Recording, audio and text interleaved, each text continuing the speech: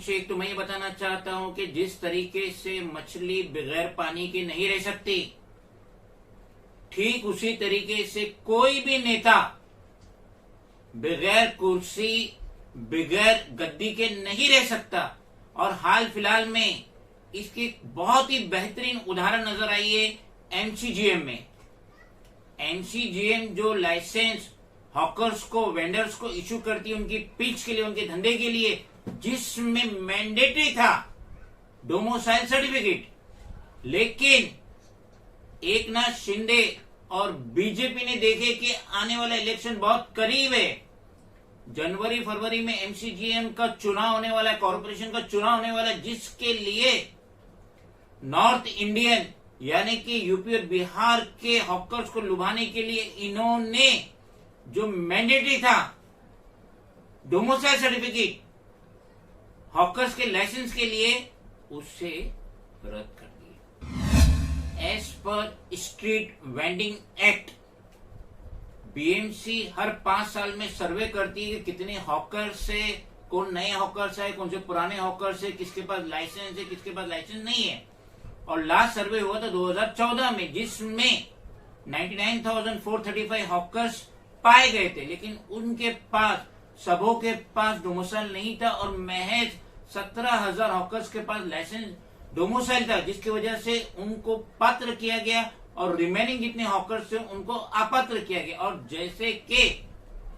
जनवरी फरवरी 2023 में एमसीजीएम का corporation election है और यहाँ पे बीएमसी को अच्छी तरीके से मालूम है, एकनाथ शिंदे, बीजेपी, देवेंद्र फडणवीस को अच्छी तरीके से मालूम है कि ज्यादातर हॉकर जो होते हैं वो नॉर्थ इंडिया के होते हैं, यानी यूपी और बिहार के होते थे। तो उनको लुभाने के लिए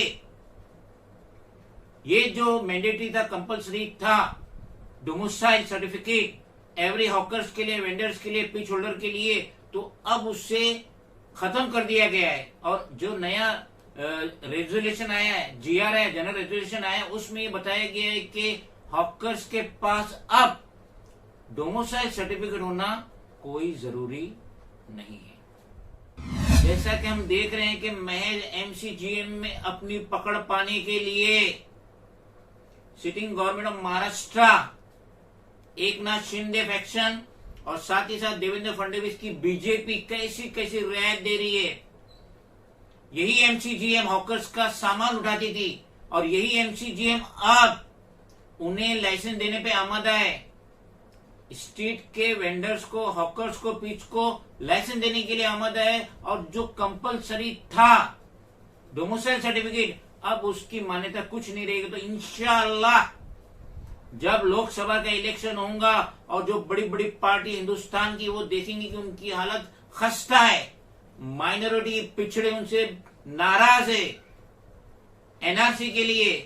सीएए के लिए, जो कि बीजेपी उसको कंपलसरी करने वाली थी, तो जब बीजेपी और ये जो बड़ी पार्टियां देखेंगी कि 2024 के लोकसभा इलेक्शन में उनकी हालत खस्ता हो रही है, सिटीजन नाराज है एनआरसी और सीए से, तो यकीनन यकीनन यकीनन जिस तरीके से आज डोमिसाइल सर्टिफिकेट की मान्यता को खत्म किया गया है स्ट्रीट हॉकर्स के लिए, इंशाअल्लाह 2024 के लोकसभा इलेक्शन में ये एनआरसी और ये सीए भी दफन हो जाएंगे।